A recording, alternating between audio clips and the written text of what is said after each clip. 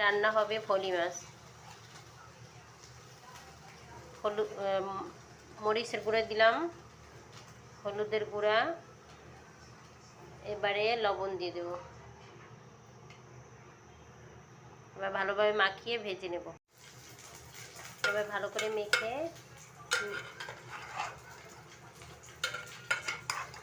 নেব।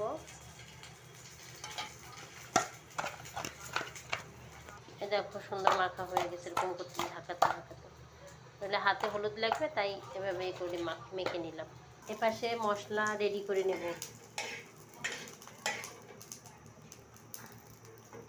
এবারে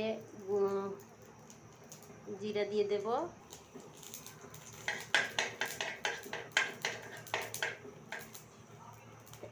এই কড়াইতে প্যানে তেল দিয়ে দিলাম।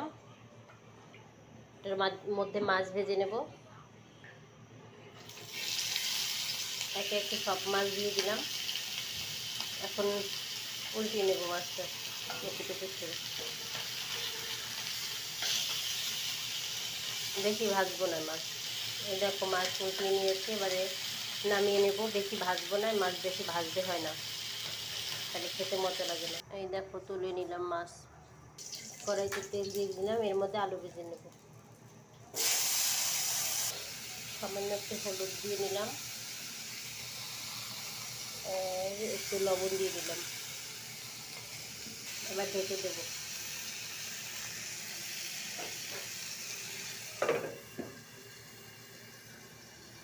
আর এই মশলাটাকে এখন পেস্ট করব। আলুটা ভাজা হয়ে গেছে, এবারে এর মধ্যে একে একে মশলা দিয়ে দেব। হলুদ, মরিচের গুঁড়া এবং তেল, আর সামান্য পরিমাণ মতো লবণ দিয়ে এর মধ্যে দিয়ে দেব জল। সিম্পলভাবে রান্না। দিয়ে দিলাম জল।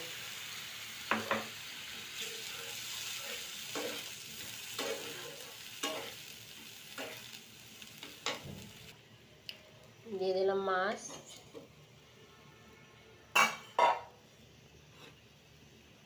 আর একটু জল দিয়ে দেব।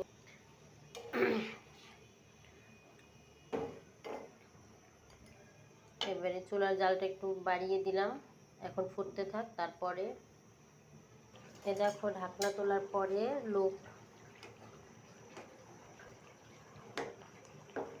আলু সিদ্ধ হয়ে গেছে, যদিও ভাজার সময় সিদ্ধ হয়ে গেছিল। এবারে নামিয়ে ফোড়ন দেব। দিয়ে দিলাম তেজপাতা, আর দিব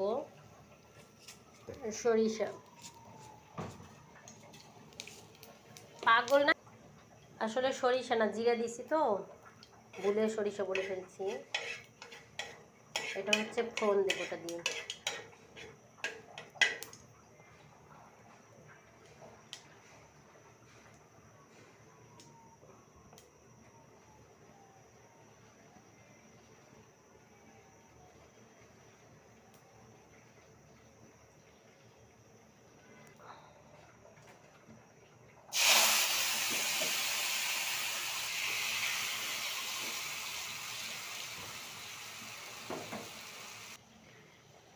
এবারে দিয়ে দেব সেই মশলাটা, মিক্সিতে করেছি তো, তাই পাতলা। খুব সুন্দর একটা ফ্লেভার আসতেছে। এবারে লবণ টেস্ট করে দেখব।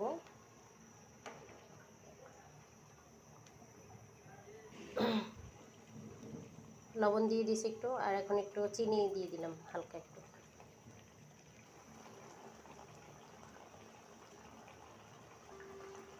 এই রান্নাটা আমার একটা দাদু করতো, আমি দেখতাম যখন আমি অনেক ছোট ছিলাম।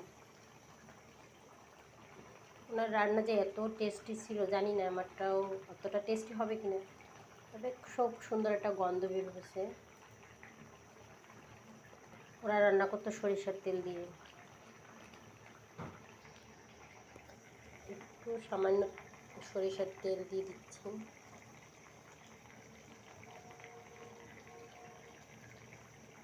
এবারে ফুটে উঠলেই নামিয়ে নেব।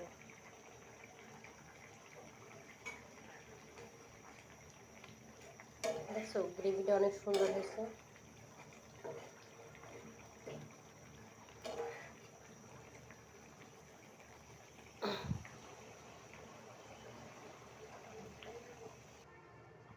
এই দেখো